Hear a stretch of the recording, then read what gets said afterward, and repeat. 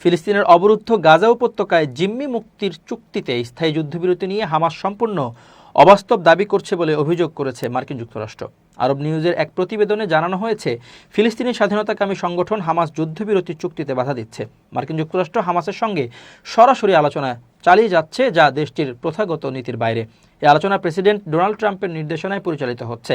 হামাসের সঙ্গে আলোচনার পর মার্কিন প্রেসিডেন্ট ট্রাম্পের মধ্যপ্রাচ্য বিষয়ক দূত স্টিভ উইটকফ এবং মার্কিন জাতীয় নিরাপত্তা পরিষদের অফিস থেকে একটি বিবৃতি প্রকাশ করা হয়। এতে বলা হয়, হামাস মনে করছে সময় তাদের পক্ষে রয়েছে, তবে বাস্তবতা ভিন্ন।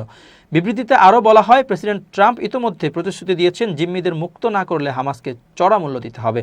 হামাস সময়সীমা সম্পর্কে ভালোভাবেই জানে। তারা যদি নির্ধারিত সময়ের মধ্যে পদক্ষেপ না নেয়, তাহলে আমরা উপযুক্ত প্রতিক্রিয়া দেখাবো। ফিলিস্তিনের স্বাধীনতাকামী সংগঠন হামাস ও ইসরায়েল যখন পরোক্ষভাবে গাজা যুদ্ধবিরতি আলোচনা পুনরায় শুরু করছে, তখন হামাস জানিয়েছে তারা একজন ইসরায়েলি আমেরিকান জিম্মি এবং আরও 4 জনের দেহাবশেষ ফিরিয়ে দিতে প্রস্তুত।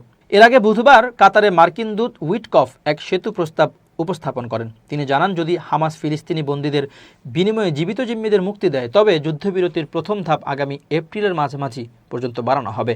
তবে মার্কিন বিবৃতিতে উল্লেখ করা হয়েছে, হামাসকে জানানো হয়েছে এই সেতু পরিকল্পনা দ্রুত বাস্তবায়ন করতে হবে এবং দ্বৈত মার্কিন ইসরায়েলি নাগরিক এদান আলেকজান্ডারকে অবিলম্বে মুক্তি দিতে হবে।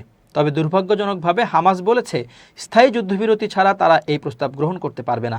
এদিকে যুক্তরাষ্ট্রের পররাষ্ট্রমন্ত্রী মার্কো রুবিওর কাছে জানতে চাওয়া হয়, যুক্তরাষ্ট্র কি শুধু মার্কিন জিম্মিদের মুক্তির বিষয়টিকেই অগ্রাধিকার দিচ্ছে? জবাবে তিনি বলেন, আমরা সব জিম্মিদের মুক্তির বিষয়ে যত্নশীল। আমরা এমনভাবে কাজ করছি যাতে স্বাভাবিক বিনিময়ের মাধ্যমে সবাই মুক্তি পায়।